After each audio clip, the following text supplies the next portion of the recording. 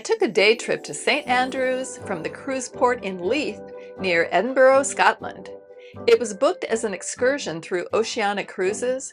However, I'm sure there are private tours that take similar routes. It was a scenic 2-hour drive up to St. Andrews. I managed to sit in the front row of the bus, so had a great view.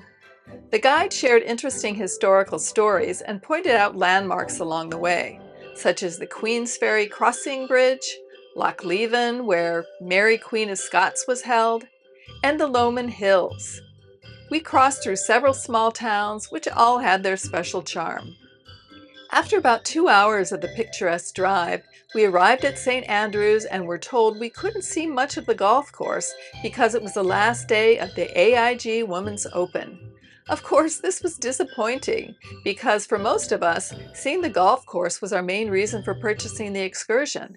However, it turned out to be a wonderful trip because we were able to see a small part of the course, and St. Andrews is a delightful town with much to offer. Because of the Women's Open, we had to walk several blocks to the 18th hole of the course.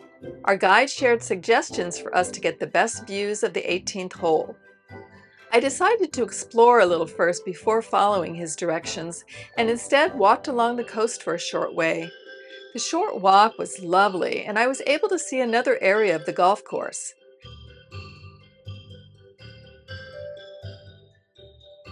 I then wrapped back to the advised pathway that walked along the edge of the 18th hole.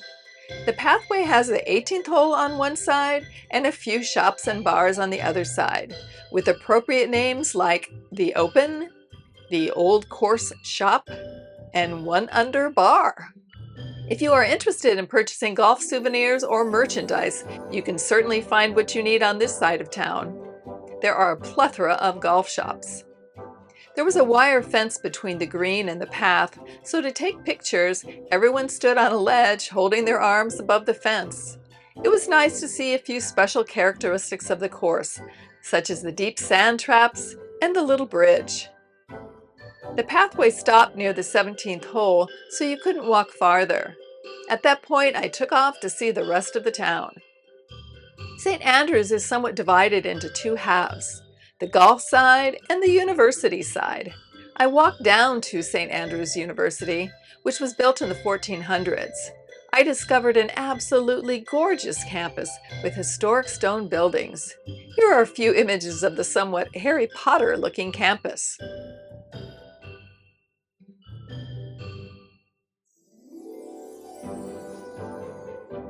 I continued to walk down North Street and saw a sign for St. Andrews Castle. I followed the sign's direction, which took me to castle ruins perched next to the coast. What a gorgeous setting, hanging out over the ocean. There is a walk along the shore that I took for a short distance to the St. Andrews Cathedral, which is also an interesting historic site from the 11th century. Here are some images of the cathedral, which are spread out over some expansive grounds.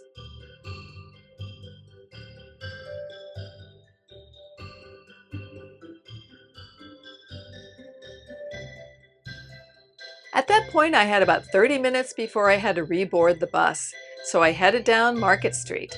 There are cute little shops, cafes, pubs, ice cream shops, and convenience stores. I enjoyed a fabulous smoothie before heading back to the bus. For the return trip, we retraced our steps, but this time it was raining heavily. I was happy the rain had held off until after our visit. All in all, it was a fun trip. I enjoyed walking through the charming town and along the coast. However, if you are planning to take a day trip, especially if your goal is to see the golf course, I would advise making sure there are no tournaments on the day of your visit. From what I understand, you can wander freely on the course on Sundays if there are no tournaments. So that completed my trip to St. Andrews. There are now 2 new resources for senior and solo travelers. The Senior Solo Travel website, where all my travel videos are laid out in an easy-to-access format, and the new Facebook forum, where you can interact with other senior and solo travelers. I have left links to all my sites in the description, so check it out. And if you'd like to follow my senior and solo travel journeys, please like and subscribe. Cheers!